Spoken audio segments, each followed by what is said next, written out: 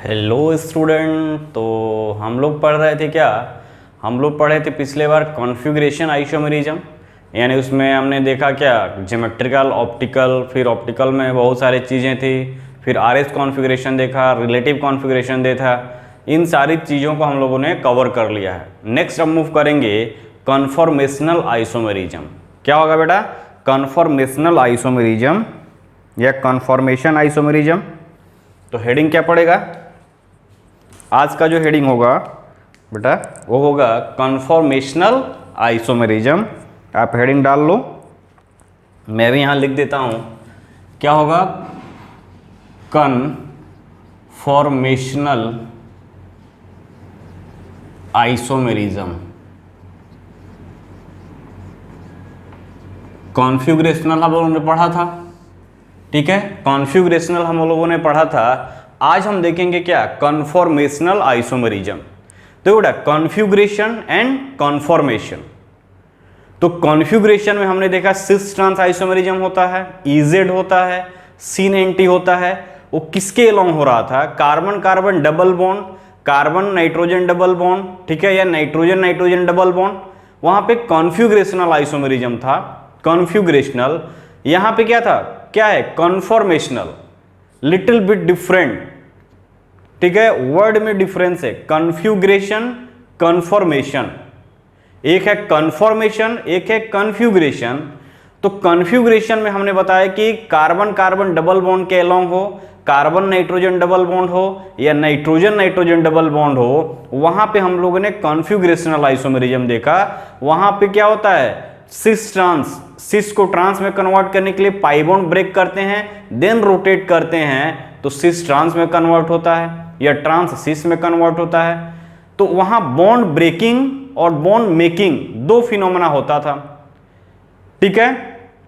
इस conformational isomerism में only हम बॉन्ड को रोटेट करेंगे, बॉन्ड को सिंगल बॉन्ड के, यानी कि सिंगल बॉन्ड के अक्रॉस मॉलिक्यूल को रोटेट करेंगे। एक पार्ट को पकड़ेंगे, एक पार्ट को रेस्ट में रखेंगे और दूसरे को रोटेट करेंगे। सपोज करो ये मॉलिक्यूल है, ठीक है, ये इसके बीच बॉन्डिंग है, सिंगल बॉन्ड है। तो सिंगल बॉन्ड है तो क्या करेंगे, इसको ये मान लो ऐसे तुम देख रहे हो, तो this is your front carbon and this is your back carbon. तो फ्रंट कार्बन को कांस्टेंट कर दो या बैक कर, किसी को भी एक को कांस्टेंट करके दूसरे को रोटेट करना, ठीक है। एक को कांस्टेंट करके दूसरे को रोटेशन के थ्रू जो हमको स्ट्रक्चर मिलेगा, यानी कि कन्फॉर्मेशनल आइसोमेरिज्म में only rotation around sigma bond, उससे जो डिफरेंट डिफरेंट स्ट्रक्चर मिलेंगे वो एक दूसरे के कन्फॉर्मर आइसोमर होते हैं। बात क्लियर होगा कि नहीं? कन्फ्यूग्रेशनल आइसोमेरिज्म में डबल बॉन्ड के क्रॉस देखते थे, कन्फॉर्मेशनल आइसोमेरिज्म सिंगल बॉन्ड के क्रॉस देखते हैं।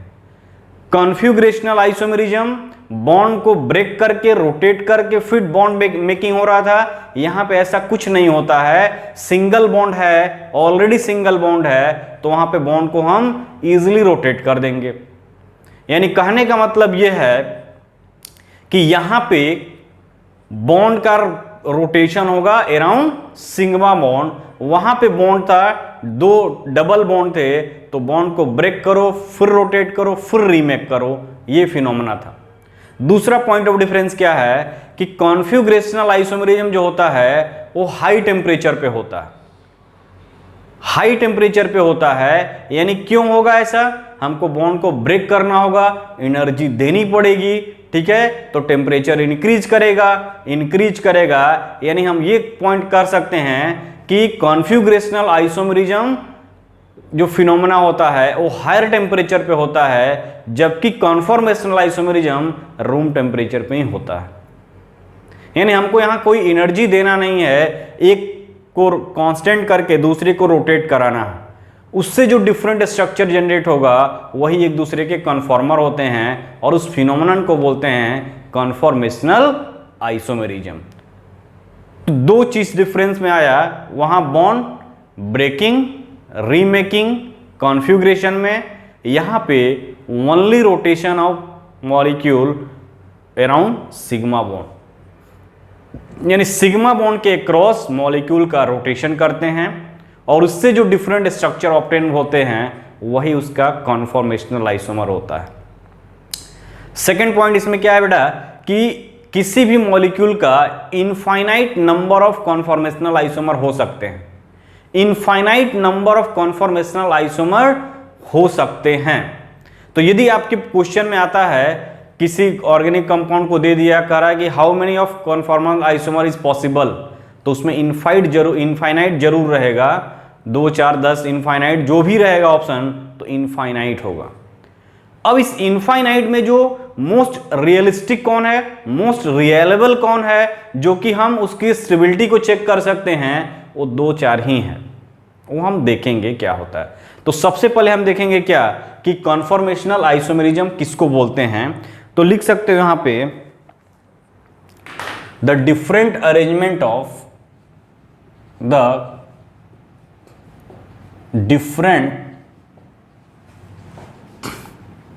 arrangement of atom in a space arises only due to rotation or twisting of sigma bond, ठीक है, ट्विस्टिंग, रोटेशन और twisting of sigma bond at of one part of molecule with respect to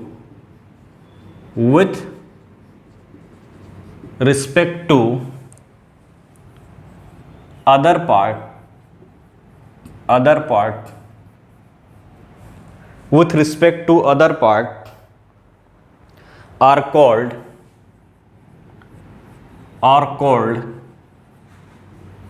conformational isomer are called conformational isomers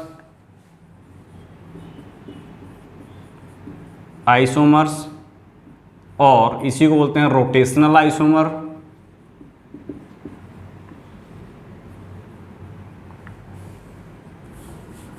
और rotational isomers,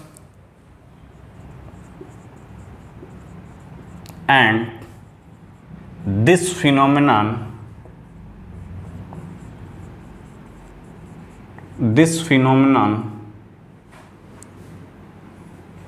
as a conformational isomerism, and this phenomenon is called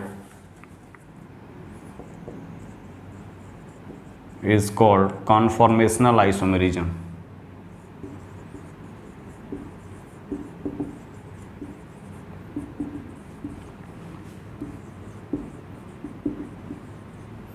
ठीक है, conformational isomerism. तो ये इसका exact definition हुआ कि हम क्या कर रहे हैं, मॉलिक्यूल को सिग्मा बॉन्ड के क्रॉस रोटेट कर रहे हैं या ट्विस्ट कर रहे हैं, उससे जो डिफरेंट अरेंजमेंट होगा, एटम जो उससे अटैच होंगे, उससे जो डिफरेंट अरेंजमेंट से हमको जो कंपाउंड मिलेगा, ठीक है, कोई उसमें तोड़फोड़ नहीं मचाना है, केवल रोटेट करने के कारण जो ग्रुप में जो एटम है उसका क्या होगा, उसका प्लेस चेंज हो जाएगा, उससे जो डिफरेंट स्ट्रक्चर मिलेंगे बेटा वो एक दूसरे के कन्फॉर्मर होंगे और उस फिनोमेनन को बोलते हैं कन्फॉर्मेशनल आइसोमेरिज्म। ठीक है, अब यहां पे लिख सकते हो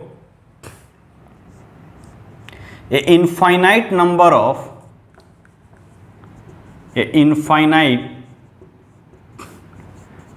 of conformational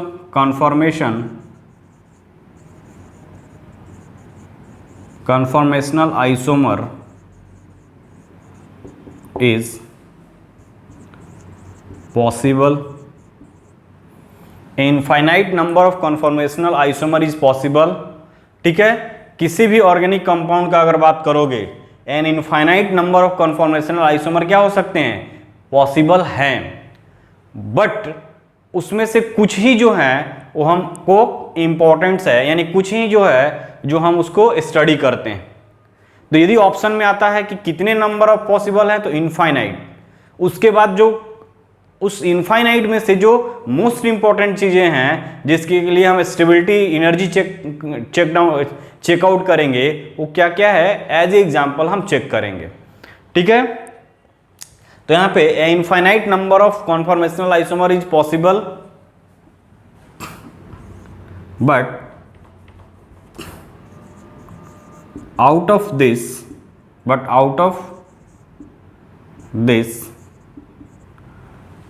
only few are important, only few are important। Infinite number में से कुछ ही हैं जो हमारे लिए इंपॉर्टेंट है। ठीक है, उसको हम देखेंगे एज ए एग्जाम्पल लेकर हम उसको डिस्कस करते हैं। तो ये था बेटा क्या डिफिनीशन, कुछ भी नहीं है, उसको आप सोचो और लिखते चलो कि एक मॉलिक्यूल है, उसके एक पार्ट को कांस्टेंट करके दूसरे पार्ट से अगर सिग्मा बॉन्ड के थ्रू रोटेशन करेंगे, उससे जो डिफरेंट ग्रुप में अरेंजमेंट होगा एटम से, उससे जो स्ट्रक्चर हमको मिलेगा वो एक दूसरे के कन्फॉर्मर होंगे, और इस फिनोमेनन को बोलते हैं क्या, कन्फॉर्मेशनल आइसोमेरिज्म। ठीक है, अब इसको हम हटाते हैं।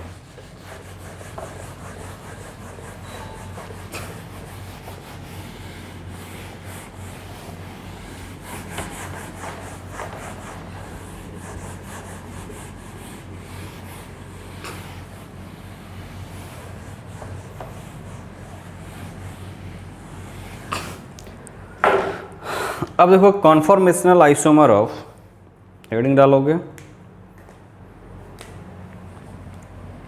कॉन्फॉर्मेशन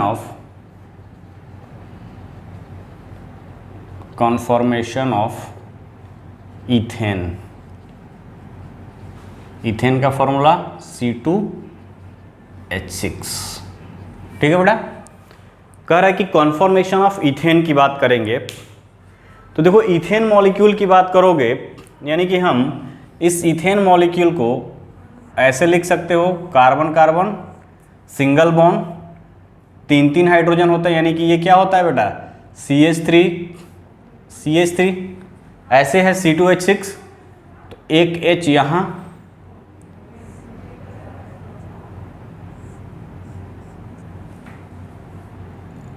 H, ये H, ये H। ठीक है, this is the ethane molecule. ठीक है बेटा, ये इथेन मॉलिक्यूल है जो कि हमने CH3 ऊपर लिखा हुआ है। अब देखो इसका हम कॉन्फॉर्मेशन बनाना चाहते हैं, तो कॉन्फॉर्मेशन हम जनरली किस में बनाते हैं, न्यूमैन प्रोजेक्शन में। जो हमने आपको बताया था कि कॉन्फॉर्मेशनल आइसोमेरिज्म हम न्यूमैन प्रोजेक्शन में ड्रॉ करते हैं।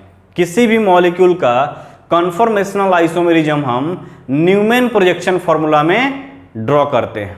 ठीक है, तो न्यूमैन प्रोजेक्शन फॉर्मूला अगर आपको याद हो तो मैं बताया था। तो सपोज करो ये हाइड्रोजन सिमिलर है, हम इसको थोड़ा क्या करने के लिए, हम इसको डिफ्रेंशिएट करने के लिए इसका थोड़ा ये कर देते हैं। This is the HA hydrogen, HA1, ये HA2, ये HA3, ये हुआ। उसी तरह हम इसको थोड़ा डिफ्रेंशिएट करने के लिए ये HB1, HB2 और HB3 अलग अलग डिफरेंशिएट, इक्वल है बट आपको समझाने के लिए हमने यहाँ पे अलग अलग थोड़ा अलग कर दिया, डिफरेंशिएट कर दिया। All hydrogen are equal, but आपको यहाँ पे थोड़ा समझ में आए कि एक्चुअल में होता क्या, रोटेशन कैसे करते हैं, क्या डिफरेंसेस आता है, उसके लिए हमने क्या किया, अलग हाइड्रोजन को डिफरेंशिएट कर दिया। अब देखो यहाँ पे सपोज करो बेटा ये हमारा फर्स्ट कार्बन हुआ, ये हमारा सेकंड कार्बन हुआ, 2 ही कार्बन एटम है, फर्स्ट सेकंड। न्यूमैन प्रोजेक्शन में इसको बनाना है हमको, तो न्यूमेन प्रोजेक्शन में बनाना है तो क्या करते हैं बेटा, अगर तुम अपना आइज को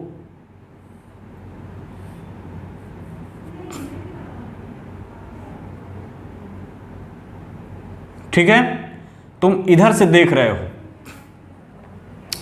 तुम इधर से अगर देख रहे हो, यानी कि हम इस मॉलिक्यूल को, ये मेरा आइज है, इस मॉलिक्यूल को हम इधर से देखेंगे तो ये फर्स्ट वाला जो है, फर्स्ट कार्बन एटम हमको मेरी आंख के साइड दिखेगा, यानी टुवर्ड्स द व्यूअर दिखेगा, और बैक वाला जो है वो हमको अवे फ्रॉम द व्यूअर दिखेगा। दिखेगा दिखेगा कि नहीं, आप खुद देखोगे तो दिखेगा ये।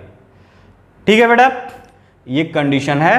ठीक, अगर हम मान लो इसी कार्बन को, इसी मॉलिक्यूल को अगर इधर से देखेंगे तो ये हमको मेरे आंख की साइड दिखेगा, ये बैक साइड दिखे। तो ये डिपेंड करता है कि तुम दिख किधर से रहे हो। कोई जरूरी नहीं है कि हम इधर से ही देखें, आप उधर से भी देख सकते हो, बिकॉज बोथ आर इक्वल, दोनों सेम है। अब तुम इधर से देखना स्टार्ट कर दो। इधर से अगर देखोगे तो देखो, हम तो देख रहे हैं तो हमको ये फर्स्ट वाला जो, जिससे हमने फर्स्ट कार्बन बोला है, वो मेरे साइड दिख रहा है और पीछे वाला बैक साइड। तो न्यूमैन प्रोजेक्शन को याद करो। न्यूमैन प्रोजेक्शन में मैंने बताया था कि जो फ्रंट कार्बन होते हैं उसको किससे डिनोट करते हैं बेटा, डॉट से डिनोट करते हैं, और जो बैक कार्बन होता है उसको हम सर्कल से डिनोट करते हैं। आया कि नहीं याद? तो बोलोगे कि यस सर। ठीक है, ये नहीं याद आया, याद आया तो हम इसको न्यूमैन प्रोजेक्शन में लिख देते हैं। तो आओ बेटा यहां लिखते हैं इसको न्यूमैन प्रोजेक्शन में। तो दिस इज योर आईज, ठीक है, ये तुम्हारा आईज है जिससे तुम देख रहे हो, इस साइड से देख रहे हो। तो this is the front carbon and this is the back carbon. ठीक है, अब देखो अगर फ्रंट कार्बन और बैक कार्बन की बात करते हैं बेटा, तो न्यूमैन प्रोजेक्शन की बात करो तो this is the dot line, this is the front carbon. Front carbon पे क्या है, सी फर्स्ट वाला है, इस पर जो हाइड्रोजन अटैच है उसको एज इट इज लिख दो, HA1 यहां पे है, HA3 ये वाला, फिर देखो यहां पे HA2 लिख दिया। ठीक है, ओके क्लियर। अब देखो बेटा, अब क्या करना है हमको, जो बैक वाला कार्बन है, बैक वाला कार्बन कौन सा है, सेकेंड वाला, उसको सर्कल से डिनोट करता है। तो सर्कल से डिनोट करने के लिए मान लो हमने रेड का यूज किया,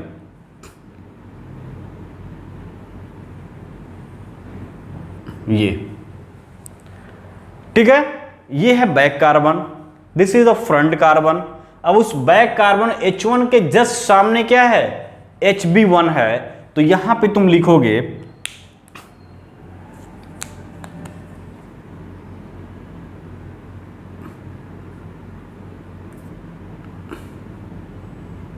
इसको थोड़ा और बड़ा करते हैं ताकि तुम्हारा और क्लियर हो, दिखे अच्छे से।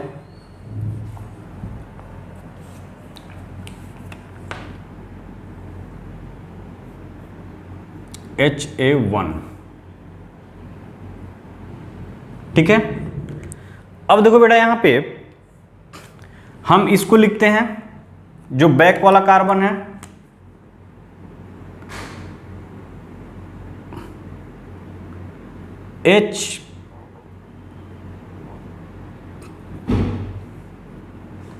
HB1 ठीक है, ये हो गया बेटा HB1। ठीक, अब यहां लिखोगे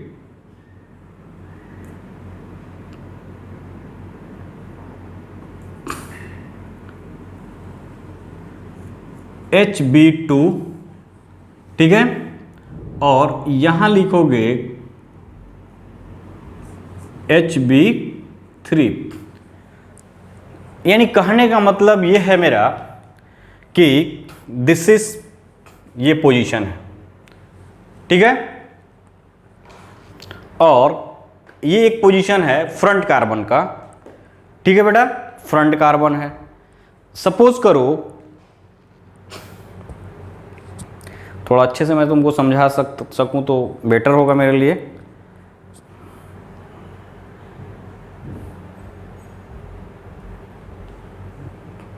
ठीक है, ये देखो, थोड़ा ध्यान दो इधर। अब इधर से देखो तुम, ये सिचुएशन है, ठीक है, ये सिचुएशन है। तो देख सकते हो तुम, this is your back carbon, तुम देख रहे हो इधर से, तो this is your front carbon. तो फ्रंट कार्बन और बैक कार्बन ये देखो ये है, यानी कि ये जो हाइड्रोजन है एक दूसरे के जस्ट पैरेलल हैं, एक दूसरे के जस्ट पैरेलल हैं।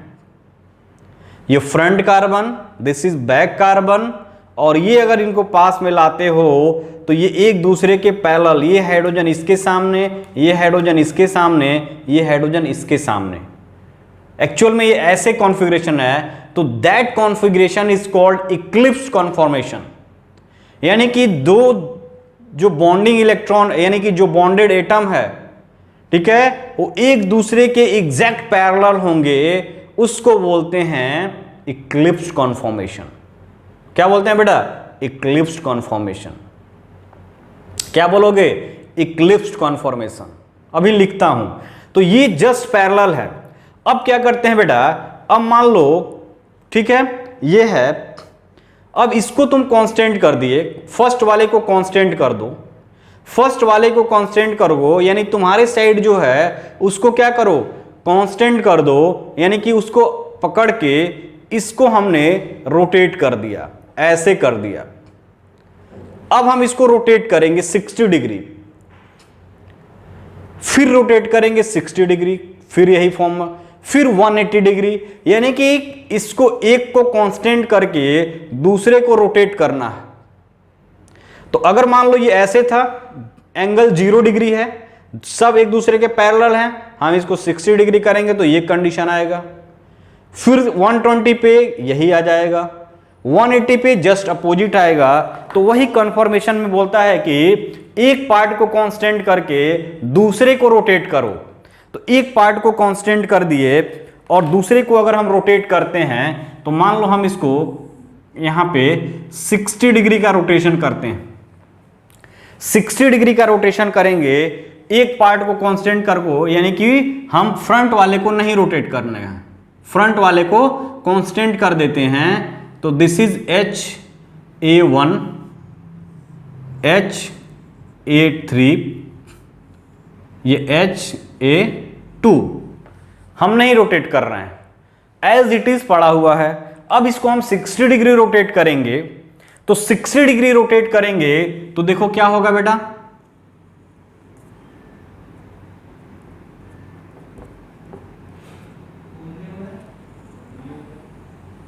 ये है 60 डिग्री रोटेट करोगे, यानी कि ये HB1 यहां आ जाएगा,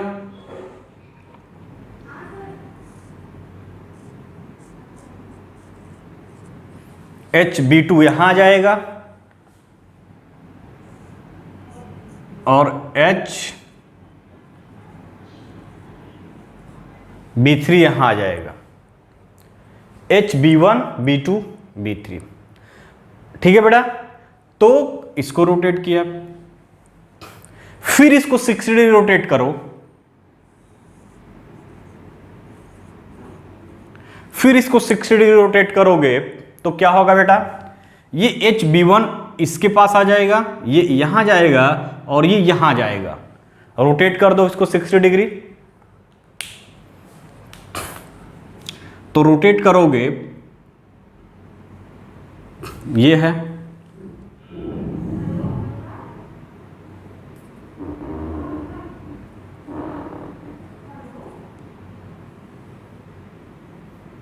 HA1 एज इट इज पड़ा रहेगा, HA2 एंड HA3। अब इसको 60 डिग्री रोटेट करो, 60 डिग्री रोटेट करोगे बैक वाले को,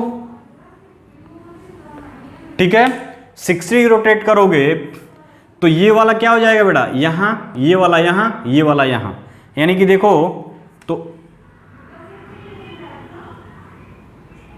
HB1, HB2 and HB3।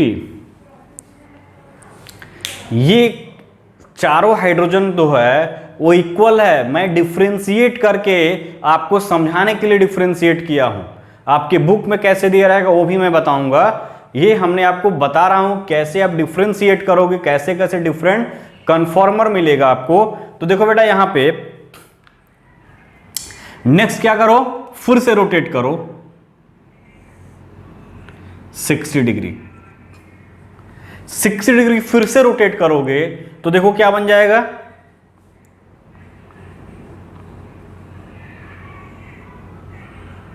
HA1, HA2, HA3। बाहर जो फ्रंट वाला हो एज इट इज कांस्टेंट है, ये आएगा। अब देखो बेटा HB1, HB2 एंड HB3। अब कहोगे सर डिफरेंस कहां है? एक्चुअल में डिफरेंस हम इसलिए बताना चाह रहे हैं यहां पे, तुम्हारे बुक में देखोगे अगर इथेन की बात करोगे तो दो ही की जिक्र किया है, एक इसका और एक इसका और एक इसका जिक्र नहीं किया है, यानी 3 का जिक्र किया है। एक्चुअल में बेटा देखो क्या है, तो देखो ये एक दूसरे क्या थे, एग्जैक्ट 0 डिग्री एंगल है, यानी इसको बोलते हैं इक्लिप्स्ड कॉन्फॉर्मेशन। क्या बोलते हैं बेटा? Eclipsed conformation.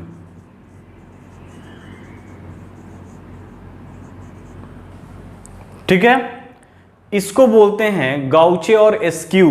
क्या बोलते हैं बेटा? Gauche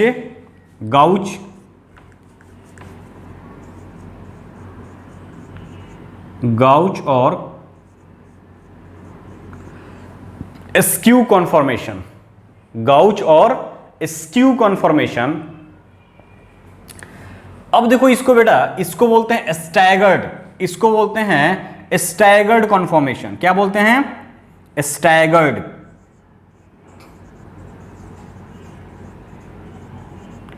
staggered conformation. इसको जो बोलेंगे वो पार्शियली इक्लिप्स्ड है, ये फुल्ली इक्लिप्स्ड है, this is the partially eclipsed. ये क्या होगा बेटा? Partially eclipsed. अब पार्शियली फुल्ली में क्या डिफरेंस है? तो देखो तुमको डिफरेंस दिखेगा, देखो यहां पे बेटा, ये H1 इसीलिए हमने इसको डिफरेंशिएट किया है ताकि तुमको समझ में आए। एक्चुअल में इस मॉलिक्यूल में तुमको 3 ही मिलेंगे, ये हमने आपको डिफरेंशिएट करने के लिए ये नंबरिंग किया है, इतना ध्यान रखना। तुम्हारे बुक में एक ये और एक यही दिया है, वो नहीं दिया है। ठीक है, यानी कि गाउचे, स्टैगर्ड, इक्लिप्स्ड, पार्शियली इक्लिप्स्ड। देखो पार्शियली इक्लिप्स्ड क्यों बोल रहे हैं कि देखो यहां पे एक मिनट, कुछ मॉडल मैं देखता हूं आपके लिए, बन जाए तो ठीक है।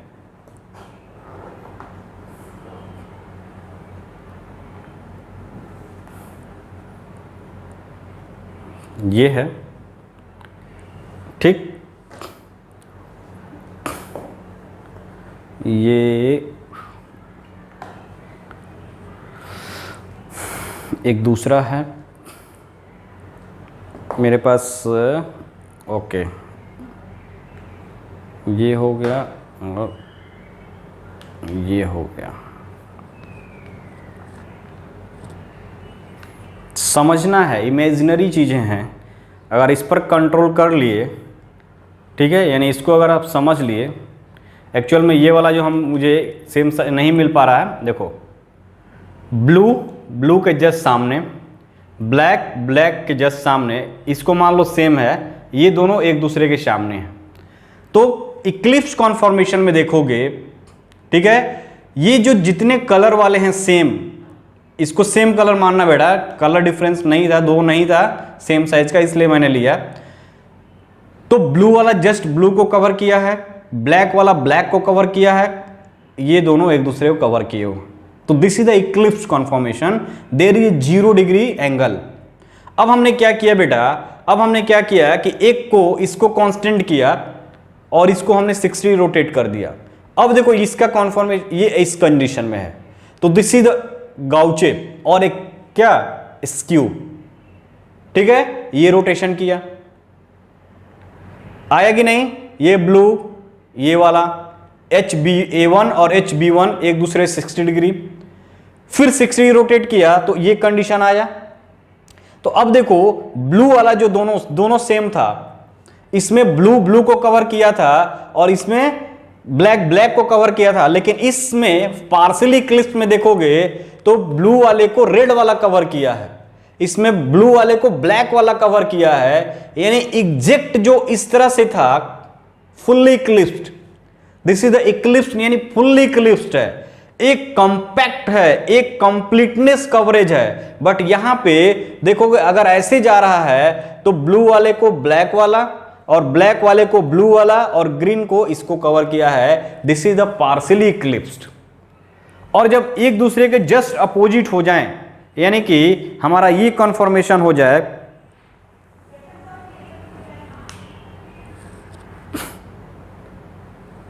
ये कन्फर्मेशन हो जाए, ये एक दूसरे के जस्ट अपोजिट, ये वाला ब्लू ऊपर वाला जो एबव है वो एज इट इज पड़ा हुआ है और ये नीचे ये 180 डिग्री रोटेशन हो गया है, तो that is a staggered conformation.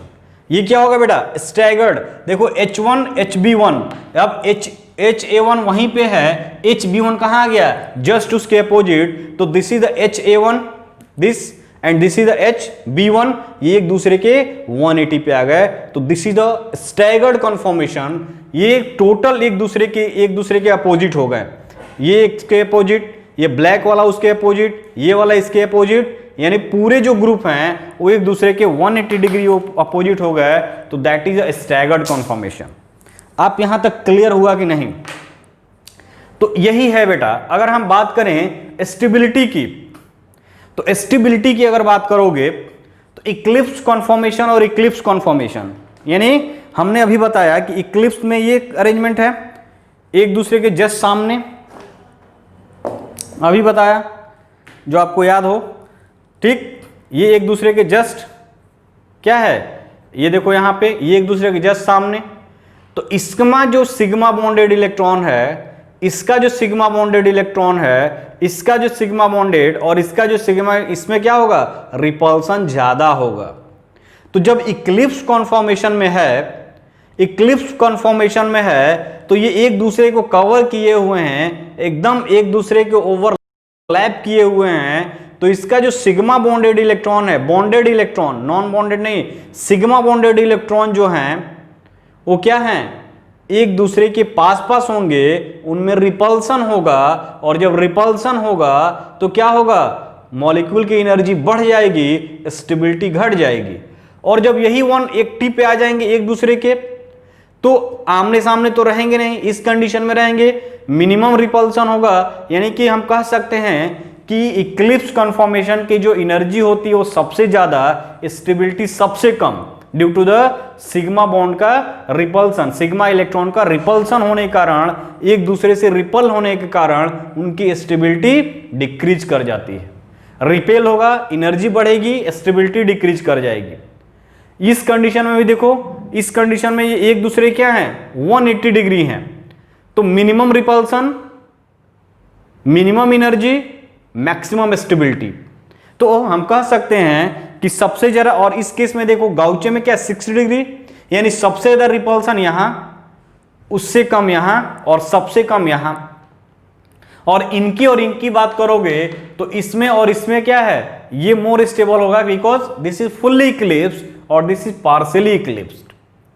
तो हमने यहां डिफरेंशिएट करने के लिए आपको किया है, एक्चुअल में हाइड्रोजन सब सेम होते हैं। अगर हम मान लो इसी को हम अगर ऐसे ड्रॉ कर देते, हम हाइड्रोजन डिफरेंशिएट ना करके, अगर हम ये H ये H, ठीक है, यहां पे ये इक्लिप्स होता, ठीक है, ये H हो गया, ये H हो गया। अगर हम एक बार रोटेट करते, ठीक है, एक बार रोटेट कर देते,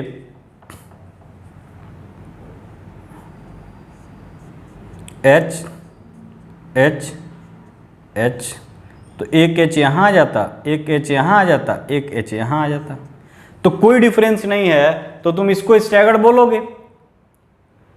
यानी कि हमको क्या 60 डिग्री का रोटेशन देखे, 60 डिग्री है, तो अब इसमें डिफरेंशिएट नहीं कर पा रहे हो, तो डिफरेंशिएट नहीं कर पा रहे हो तो ये इक्लिप्स हो गया, स्टैगर्ड हो गया, ठीक है। बट हमने आपको डिफरेंशिएशन के लिए, आपको समझने के लिए मैंने इतना काम किया है। यानी अगर इसकी स्टेबिलिटी की बात करोगे बेटा, तो सबसे ज्यादा स्टेबल क्या होगा, सबसे ज्यादा स्टेबल होगा स्टैगर्ड फॉर्म।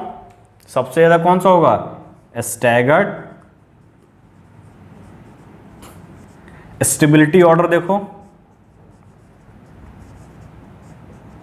स्टेबिलिटी ऑर्डर सबसे ज्यादा स्टैगर्ड हो गया। फिर क्या हो गया, गाउच, या इसी को क्या बोलते हैं, एस्क्यू, और उसके बाद पार्शियली इक्लिप्स। तो इसमें तो होगा नहीं एक्चुअल में, तो पार्शियली इक्लिप्स तो होने का मतलब नहीं है, ठीक है, ठीक है। फिर उसके बाद क्या हो जाएगा, इक्लिप्स। अभी मैं बताया कि अगर नॉर्मल वे में खींचोगे तो ये सब मिलेंगे नहीं, एक ये मिलेगा, एक 60 डिग्री पे ये देखो, ये और ये सेम हो जाएगा। अगर हाइड्रोजन क्या करेंगे, सिमिलर रख देंगे तो this is the energy order, यानी स्टेबिलिटी ऑर्डर। ये बहुत इंपॉर्टेंट है, कई बार आपके एग्जाम में पूछे गए हैं कि सबसे ज्यादा स्टैगर्ड, स्क्यू, इक्लिप्स्ड, ठीक है। ये होता है क्या, इथेन का conformation. This is the conformation of ethane, ठीक है बेटा। तो ये है इथेन का कॉन्फॉर्मेशन, ठीक है। अब अगर बात करें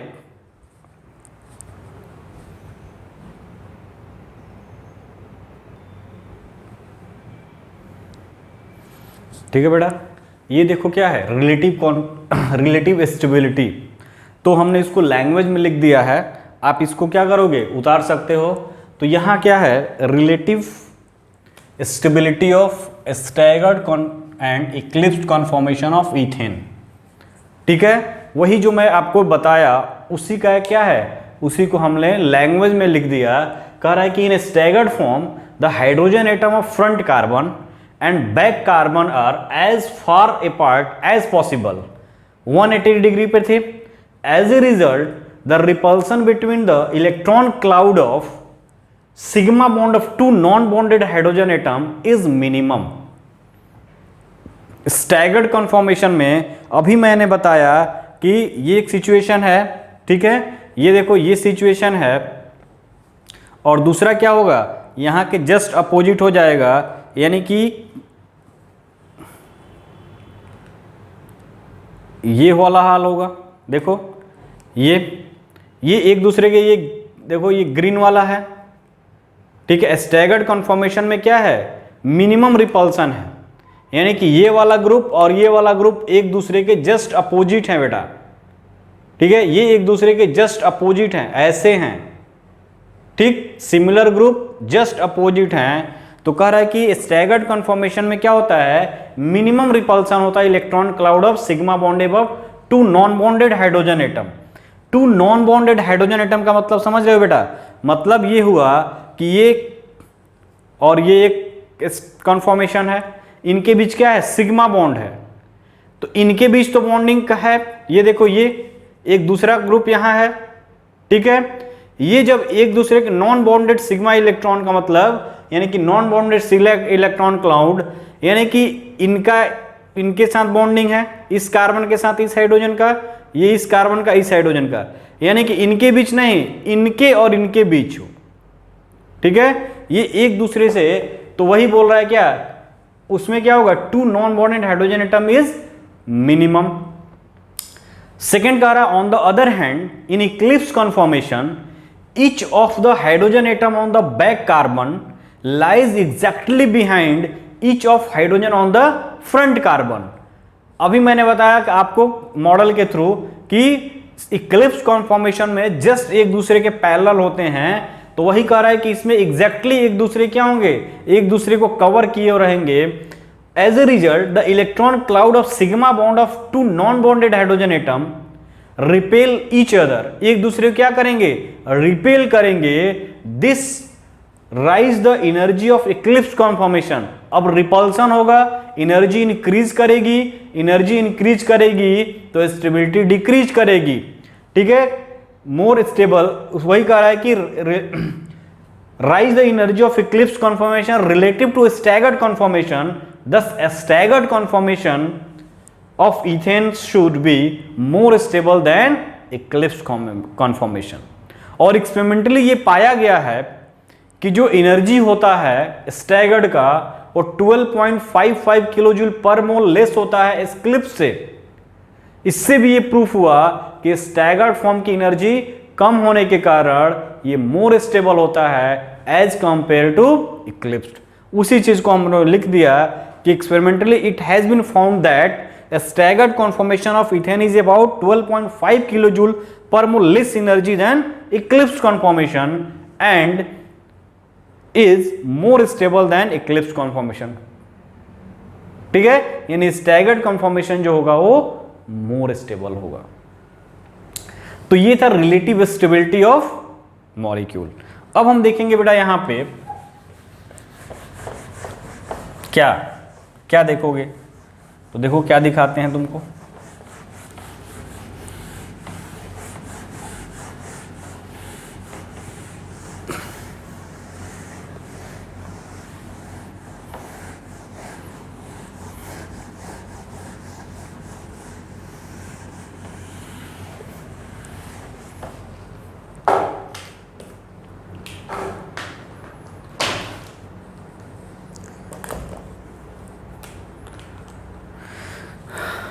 the variation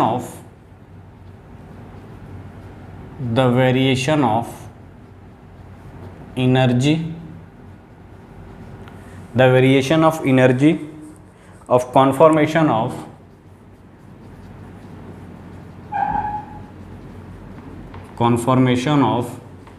ethane, ठीक है, with rotation around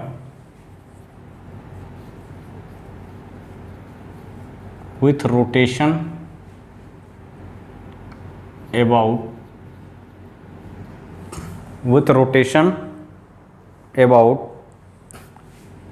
carbon carbon sigma bond.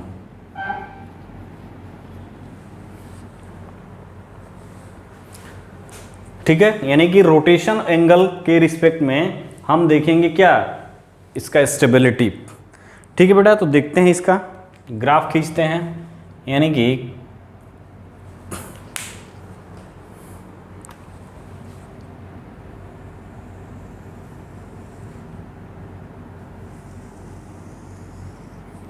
ये है,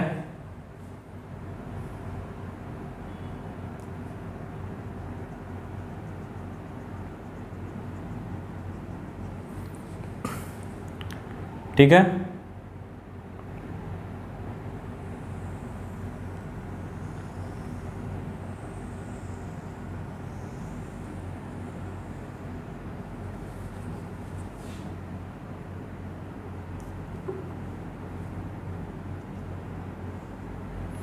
ये इस तरह से है। ठीक है बेटा, तो ये देखो यहाँ पे, ठीक। अब देखो यहाँ है क्या है, पोटेंशियल एनर्जी,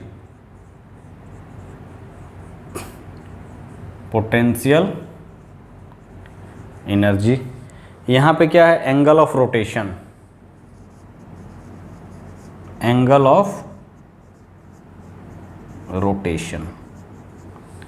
ठीक है। तो एक्स वाई एक्सिस पे पोटेंशियल एनर्जी और this is the angle of rotation. ठीक है बेटा, यानी कि यहाँ पे मान लो ये 0 डिग्री रोटेशन है, ठीक है, ये हमारा क्या हो गया 60 degree,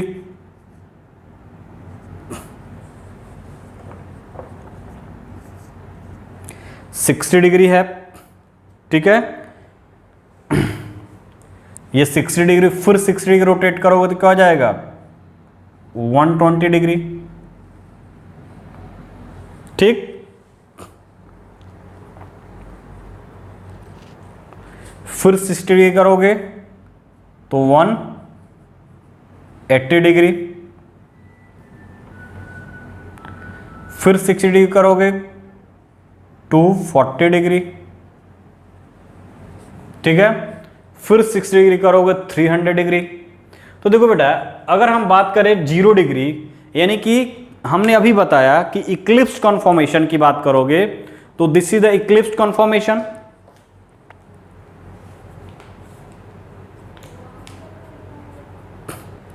Eclipse conformation, bond angle 0 degree, एकदम एग्जैक्ट एक दूसरे के पैरेलल है। यानी ये क्या है, ये इंडिकेट कर रहा है कि जो हमारा 0 डिग्री एंगल है वो किसके लिए है, this is the eclipsed conformation. ये क्या है बेटा, इक्लिप्स्ड। ये भी इक्लिप्स्ड ही है, इक्लिप्स्ड। ठीक है, यहां पे क्या आ जाएगा, इक्लिप्स्ड। जो पार्शियली इक्लिप्स था उसमें हम लोगों ने देखा। तो यहां पे अगर बात करोगे और यहां पे बात करो 180 डिग्री, तो 180 डिग्री और ये 60 डिग्री। तो अगर हम बात करें यहां पे, हम उस स्ट्रक्चर को अगर याद करें, ये था HA1, HA3 और ये HA2, ये था। ठीक है बेटा, बैक कार्बन का देख लो। तो बैक कार्बन की बात करोगे तो यहां 60 डिग्री हमने रोटेट किया था, तो यहां HB1, HB2 और ये HB3, स्क्यू कॉन्फॉर्मेशन। ठीक है, स्क्यू कॉन्फॉर्मेशन। और यहां पे देखोगे तो ये क्या है बेटा, यहां पे एंटी पोजीशन पे आ जाएगा। यानी यहां की बात करोगे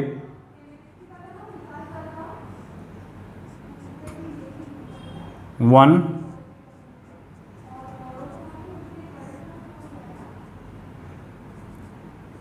ये हुआ फ्रंट कार्बन। उसी तरह बैक कार्बन की बात करोगे, HB1, HB2, HB3।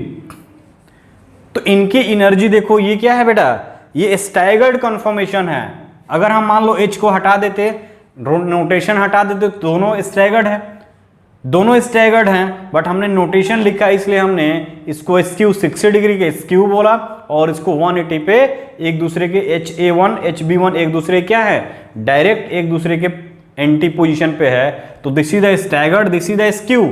बट तुम्हारे बुक में हाइड्रोजन को डिफरेंशिएट नहीं किया है, तो हाइड्रोजन डिफरेंशिएट नहीं करोगे तो ये भी वही होगा जो ये होगा।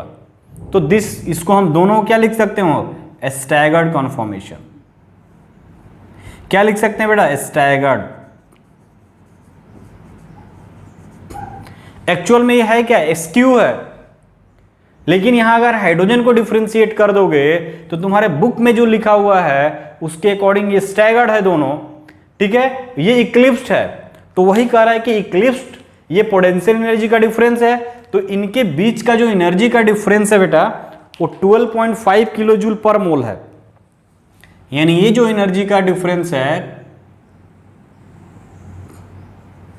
ये इक्लिप्स, ये स्टैगर्ड का एनर्जी है, ये इक्लिप्स का एनर्जी है। इसका जो डिफरेंस है वो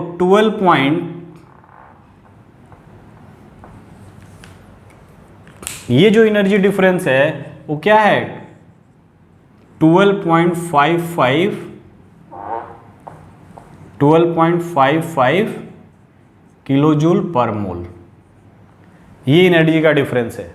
तो this is the rotation angle और उसकी एनर्जी का ग्राफ है, जो कि आपको सीधे सीधे दिख रहा है।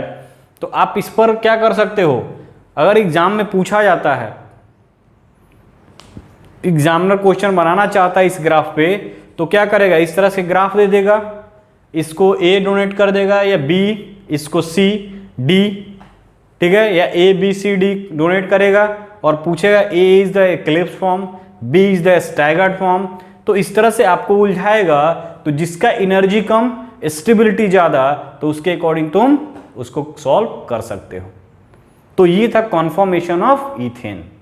नेक्स्ट हम देखेंगे कॉन्फॉर्मेशन ऑफ नॉर्मल ब्यूटेन। तो हेडिंग तो क्या पड़ेगा बेटा, conformation of normal butane.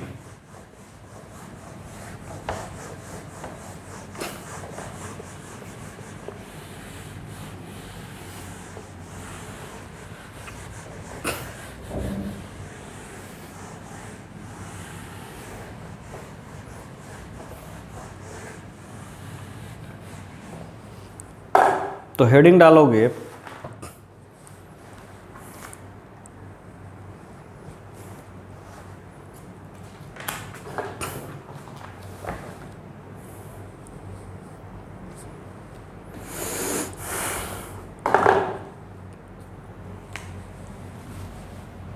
conformational isomer of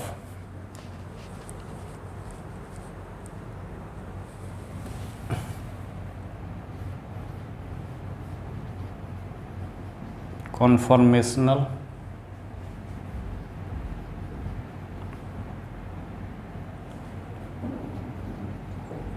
isomer of normal butane।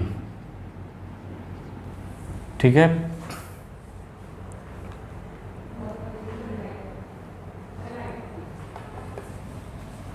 Conformational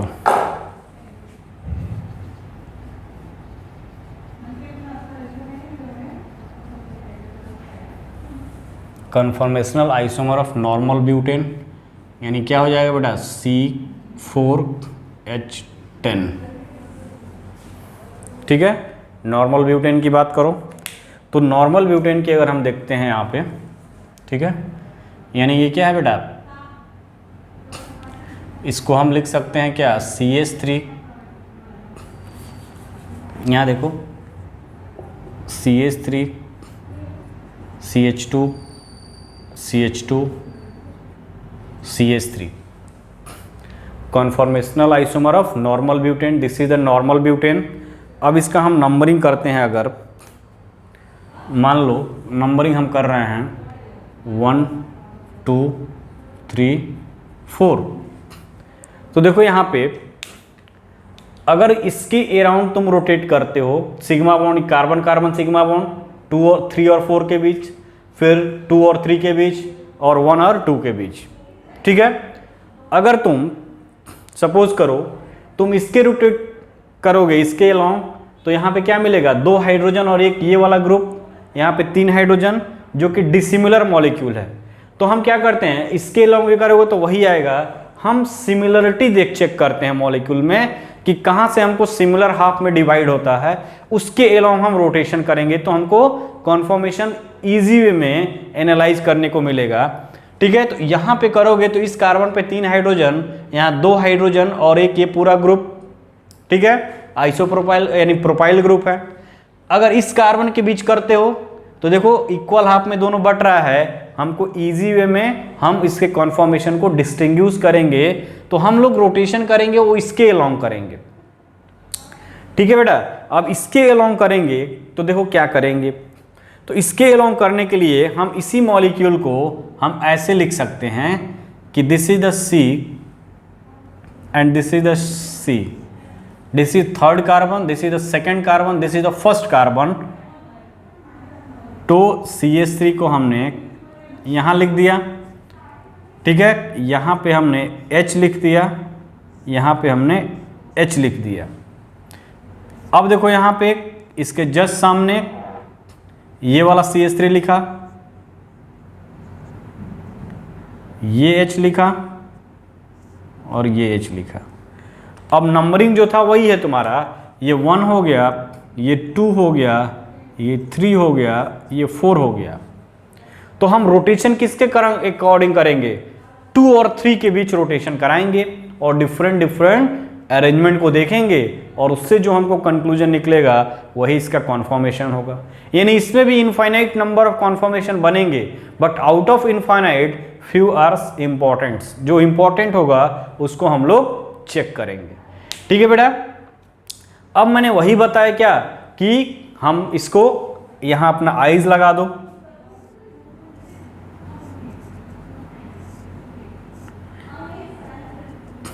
यहां से तुम देख रहे हो, यानी इधर से तुम देखोगे तो this is the first front carbon, यानी थर्ड वाला फ्रंट कार्बन और सेकंड वाला बैक कार्बन दिखेगा।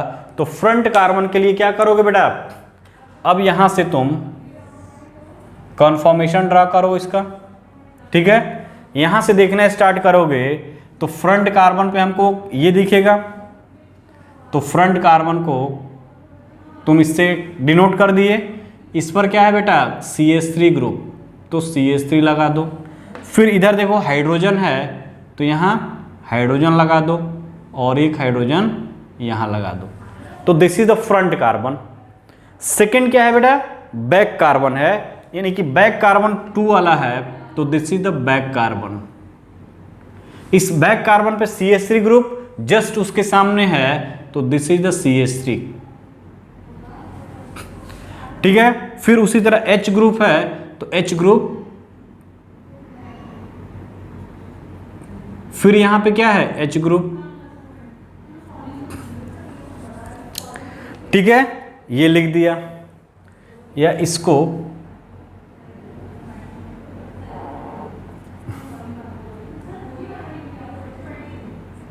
H और ये H,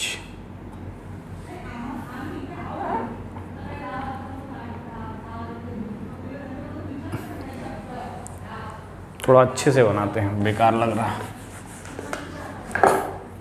देखो यहाँ पे ये front carbon, CH3 group, H group and this is H।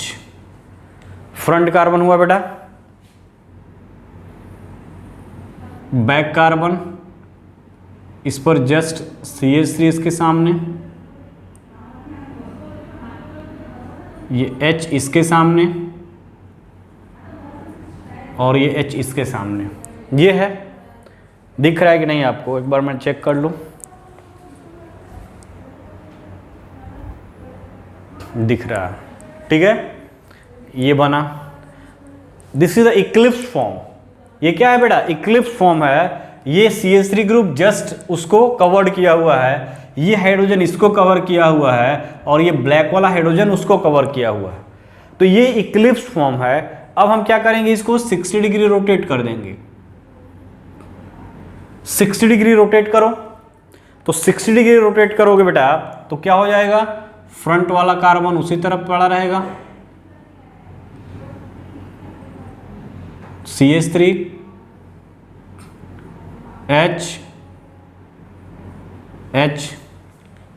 Back वाले कार्बन को रोटेट करना है, यानी यहां पे आ जाएगा ये, तो यहां आ जाएगा ये CH3, ये H यहां और ये H यहां, एक आया। फिर इसको रोटेट करो 60 डिग्री, फिर रोटेट करोगे तो क्या आएगा बेटा, देखो फ्रंट वाले को ऐसे ही छोड़ना है, ये CH3, ये H,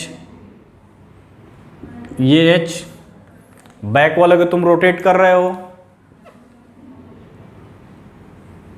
तो बैक वाले को रोटेट किए, यानी 60 डिग्री,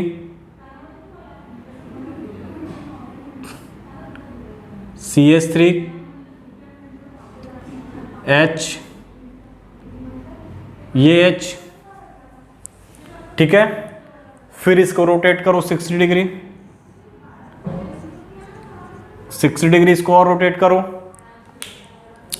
तो रोटेट कर दोगे तो क्या आ जाएगा बेटा, यहां पे देखो front carbon as it is, CH3 H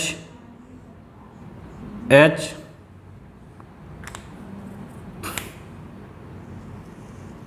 ये हुआ। अब उसको रोटेट किए हो, यानी CH3 कहाँ आ गया, जस्ट अपोजिट H यहाँ और ये H यहाँ। फिर रोटेट करो 60 डिग्री, फिर रोटेट करोगे 60 डिग्री, तो क्या हो जाएगा बेटा, देखो ये CH3 H 60 डिग्री रोटेशन के बाद देखो क्या सिचुएशन बन रहा है, ये CH3 यहाँ आएगा, ये H यहाँ जाएगा और ये H यहाँ जाएगा, फिर 60 डिग्री रोटेट करो। कहोगे कहाँ तक रोटेट करेंगे, तो अब आ गया तुम्हारा लिमिट। अब इसको रोटेट करोगे, फ्रंट कार्बन CH3 H और this is the back carbon CH3, oh my God,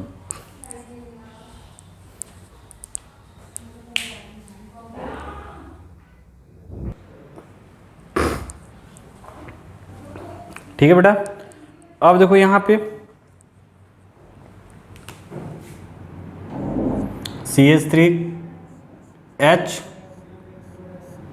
अब जब रोटेट करोगे तो फिर से यही आ जाएगा, यानी कि अब जब रोटेट करोगे तो यही आ जाएगा। तो देखो 60 डिग्री, फिर ये 60 120 डिग्री हुआ, 180 240 300 डिग्री, 360 रोटेट करोगे, यानी अगर और 60 डिग्री करोगे तो तुमको क्या मिलेगा, सेम कंपाउंड यही मिल जाएगा। यानी कि हमको कितने कन्फर्मर मिले बेटा, 1 2 3 4 5 6, ठीक है। हमको कितने मिले, 6 कन्फर्मर मिले, यानी कि हमको 6 कन्फर्मर मिला। तो देखो यहां पे this is the first, this is the second, this is the third, this is the fourth, this is the fifth and this is 6, ठीक है बेटा। अब देखो यहां पे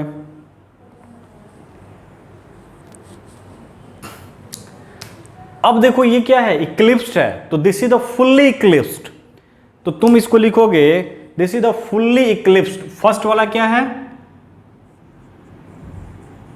फुल्ली इक्लिप्स्ड। ये क्या है बेटा, एस्क्यू और गाउचे, एस्क्यू और गाउचे, एस्क्यू और गाउचे। ये क्या है, पार्शियली इक्लिप्स्ड, ठीक है। ये क्या है बेटा, partially eclipsed, partially eclipsed. Partially eclipsed क्यों बोल रहे हैं कि देखो यहां पे CH3 जस्ट सामने है, तो दो मिथाइल ग्रुप एक दूसरे को ओवरलैप किए हुए हैं, जबकि यहां पे दोनों मिथाइल ग्रुप क्या है, 120 डिग्री एंगल पे है, 120 डिग्री एंगल, तो ये पार्शियली इक्लिप्स्ड है। यहां कार्बन, यहां इस मिथाइल ग्रुप का हाइड्रोजन से रिपल्सन है, यहां पे इसका हाइड्रोजन से रिपल्सन है, बट यहां पे दोनों मिथाइल ग्रुप का एक दूसरे से रिपल्सन है। तो this is the fully eclipsed, this is the partially eclipsed, this is the skew और गाउचे और स्टैगर्ड भी बोल सकते हो। This is the skew gauche staggered, gauche staggered 60 degree है। अब देखो ये स्टैगर्ड है बेटा, बट ये क्या है, CH3 दोनों जो बल्की ग्रुप हैं 180 डिग्री पे हैं, तो ये क्या हो जाएगा, anti staggered, anti staggered. This is the askew और गाउचे स्टैगर्ड, 60 डिग्री का डिफरेंस है। ये क्या हो जाएगा, एंटी स्टैगर्ड, ठीक है। फिर अब देखो ये क्या हो जाएगा, पार्शियली इक्लिप्स्ड, यही वाला सेम सिचुएशन आ गया यहां पे। तो दिस इज द पार्शियली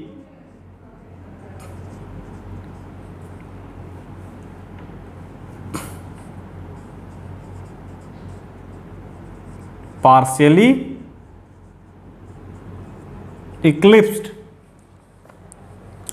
ये क्या हो गया, एस्क्यू और गाउचे, यही वाला तो है, ये मिथाइल ग्रुप इधर है, ये वाला मिथाइल ग्रुप इधर है, यानी ये क्या हो गया एसक्यू और गाउचे स्टैगर्ड, ये हमको मिला इतना इसका कॉन्फॉर्मेशन।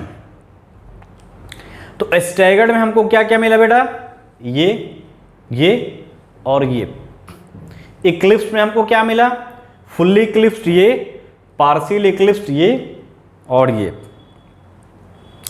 तो तुम यहां लिख सकते हो, ठीक है, ये अगर हम मिटा दें तो कोई दिक्कत नहीं होना चाहिए इधर वाला, ठीक है, क्योंकि इसी को हमने यहां पे दिखा। अब देखो fully eclipsed skew gauche, partially eclipsed anti, फिर पार्शियली, फिर एसक्यू। अगर हम बात करें इसकी स्टेबिलिटी की, तो स्टेबिलिटी में देखो बेटा, यहां पे स्टेबिलिटी की बात करोगे तो स्टेबिलिटी यहां पे देख सकते हो कि यहां पे दोनों मिथाइल ग्रुप क्या हैं, एक दूसरे के 180 डिग्री, यानी मिनिमम रिपल्सन होगा। यहां पे मिनिमम रिपल्सन होगा, यानी ये भी गाउचे और एसक्यू स्टैगर्ड है, ये भी स्टैगर्ड है, but this is the anti staggered, यानी कि दोनों बल्कि ग्रुप है, मिथाइल ग्रुप है, वो 180 पे डिग्री पे है, यहां पे 60 डिग्री पे है। तो इनके बीच का रिपल्सन और इसके बीच का रिपल्सन किसका ज्यादा होगा, तो इस 60 डिग्री बॉन्ड एंगल इनके बीच रिपल्सन ज्यादा होगा एज कंपेयर टू इसके। ये टोटली 180 है, कोई रिपल्सन ही नहीं है, एक दूसरे से लेना ही देना नहीं है, एंटी पोजीशन पे है, यानी इसका जो एनर्जी होगा वो सबसे कम।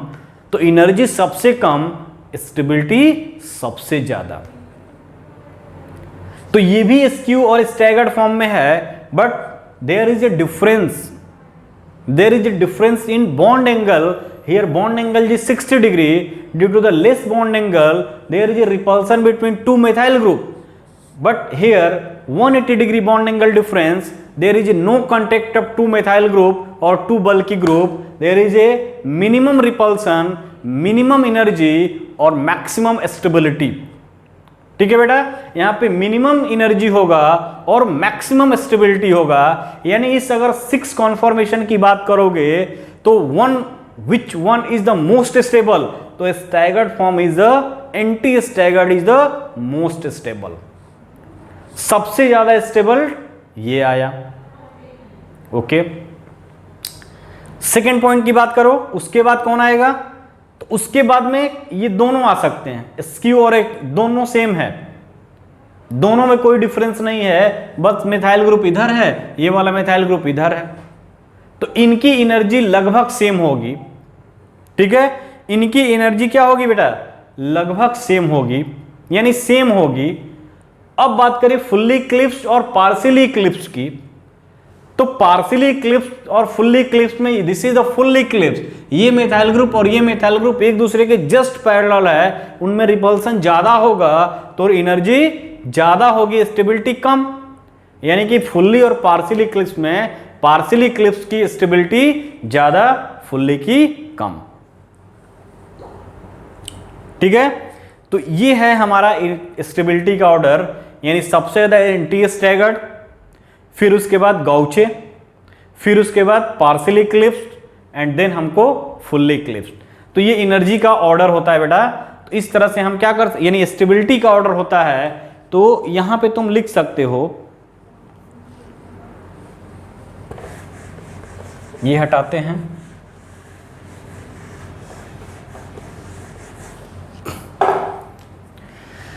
तो देखो यहां पे 1 क्या है बेटा, फुल्ली इक्लिप्स्ड। फर्स्ट वाला क्या है,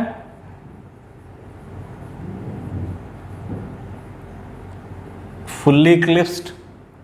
ठीक है, फिर बात करोगे सेकेंड एंड 6, ये क्या है बेटा, स्क्यू,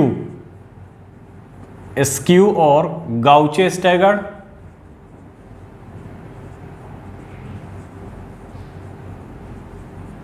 ठीक है,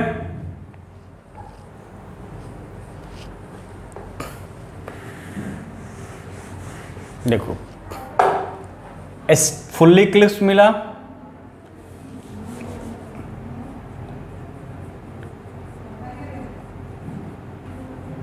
फुल्ली इक्लिप्स्ड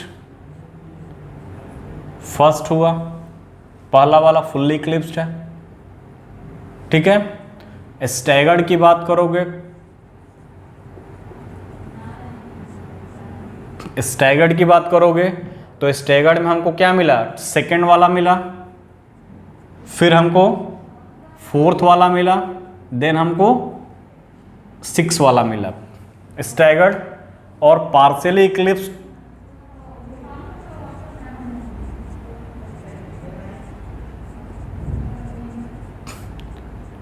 पार्शियली इक्लिप्स्ड कौन सा है बेटा, पार्शियली इक्लिप्स्ड हमको थर्ड वाला मिला एंड फिफ्थ वाला मिला,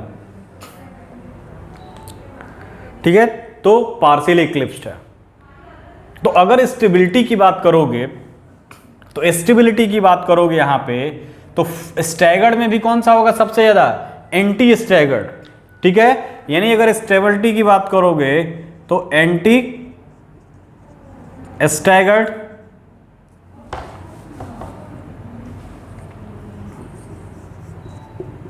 एंटी स्टैगर्ड, फिर क्या हो जाएगा, स्क्यू और गाउचे स्टैगर्ड, गाउचे स्टैगर्ड, ठीक है, स्क्यू और गाउचे स्टैगर्ड। फिर उसके बाद क्या हो जाएगा, पार्शियली इक्लिप्स्ड,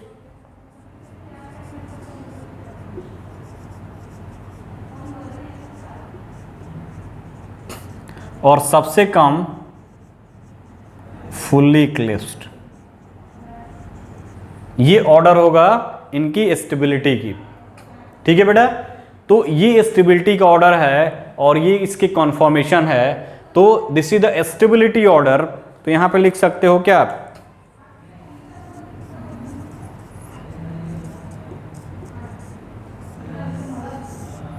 स्टेबिलिटी ऑर्डर। और यही एग्जाम में पूछे जाते हैं कि इसका स्टेबिलिटी का ऑर्डर क्या है। तो मान लो पार्शियली फुल्ली अगर नहीं दिया हुआ है तो इक्लिप्स दिया, स्क्यू दिया या स्टैगर्ड दिया, तो सबसे ज़्यादा स्टैगर्ड, ये नहीं कि एंटी खोजना। अगर इस तरह से पूरा नहीं दिया है तो स्टैगर्ड लिखा है तो staggered is more stable, then skew और गाउचे होगा और देन इक्लिप्स होगा।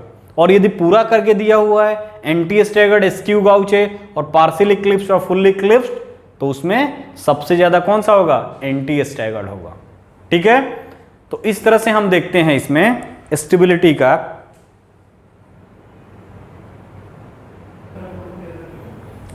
अब देखो बेटा, यह भी एनर्जी प्रोफाइल डायग्राम है, ठीक है। यानी कि एंगल ऑफ रोटेशन और पोटेंशियल एनर्जी के बीच अगर ग्राफ खींचोगे तो ये हमारा ग्राफ मिलता है।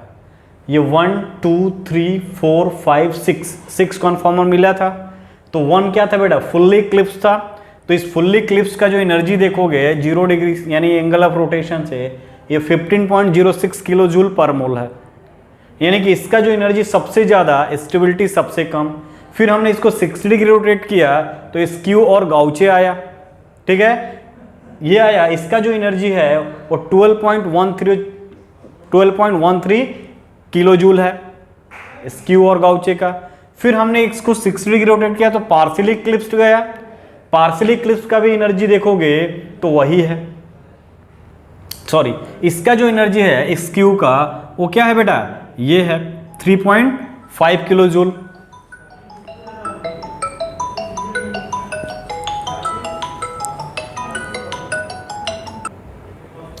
ठीक है बेटा। यानी कि अगर बात करोगे तो ये जो दिखा रहा है क्या, फुल्ली इक्लिप्स, इसका एनर्जी सबसे ज़्यादा, स्टेबिलिटी सबसे कम। यहाँ पे वाओ इस ग्राफ पे तो ये इसका एनर्जी डिफरेंस 12.13 जूल। ये partially Eclipse third number, fifth number partially Eclipse था, सेकंड नंबर क्या था, स्क्यू था, और सिक्स नंबर भी क्या था, स्क्यू था। तो सिक्स नंबर इसका एनर्जी 3.5 किलो जूल है। फिर ये फोर्थ नंबर क्या था, एंटी स्टैगर्ड था, इसका एनर्जी यानी इसका जो एनर्जी है एकदम कम है, मिनिमम है, ठीक है, यानी सबसे ज्यादा स्टेबल। तो ये है क्या, ग्राफ। अगर इस ग्राफ को देकर ABCD डिनोट करता है और पूछता है कि स्टेबिलिटी का ऑर्डर, तो जिसका एनर्जी ज्यादा उसकी स्टेबिलिटी कम। जिसकी एनर्जी सबसे कम उसकी स्टेबिलिटी सबसे ज्यादा। तो यहाँ पे एनर्जी का डिफरेंस सबसे ज्यादा 1 का है, यानी फुल्ली इक्लिप्स पे बात करोगे तो फुल्ली इक्लिप्स का एनर्जी सबसे ज्यादा, स्टेबिलिटी सबसे कम। This is the partially eclipsed. ठीक है, तो यहाँ पे हम इसको लिख देता हूं। देखो बेटा यहाँ पे ये क्या था, ये जो था फुल्ली इक्लिप्स था, फुल्ली इक्लिप्स था। ये दोनों क्या थे, पार्शियली इक्लिप्स्ड, पार्शियली इक्लिप्स्ड, ये दोनों पार्शियली इक्लिप्स्ड थे। इसकी बात करोगे ये और ये क्या थे, स्क्यू थे। दिस इज द स्क्यू, ये भी क्या है, स्क्यू, स्क्यू या गौचे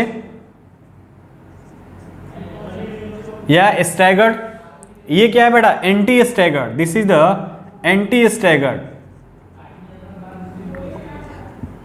एंटी स्टैगर्ड। तो ये सिचुएशन है, इससे हम स्टेबिलिटी को इजी वे में चेक कर सकते हैं। यानी सबसे ज्यादा स्टेबल एंटी, फिर क्या हो जाएगा स्क्यू, देन पार्शियली इक्लिप्स्ड और देन फुल्ली इक्लिप्स्ड। तो ये था कन्फॉर्मेशनल ऑफ नॉर्मल ब्यूटेन। ठीक है बेटा, नेक्स्ट लेक्चर में कुछ और लेकर आएंगे कन्फॉर्मेशन से रिलेटेड ही, यानी कि साइक्लोहेक्सेन का कन्फॉर्मेशन देखेंगे, स्टेबिलिटी देखेंगे, बाकी जो चीजें हैं। अब धीरे धीरे हम लोग इस चैप्टर के क्लोजनेस पे जा रहे हैं, यानी अब ये चैप्टर धीरे धीरे खत्म होने के इस पे जा रहा है। ठीक है बेटा, तो आप इसको अच्छे से नोट्स बनाइए, अच्छे से पढ़िए और रोज की तरह पढ़ते रहिए और आगे बढ़ते रहिए। Okay, bye bye.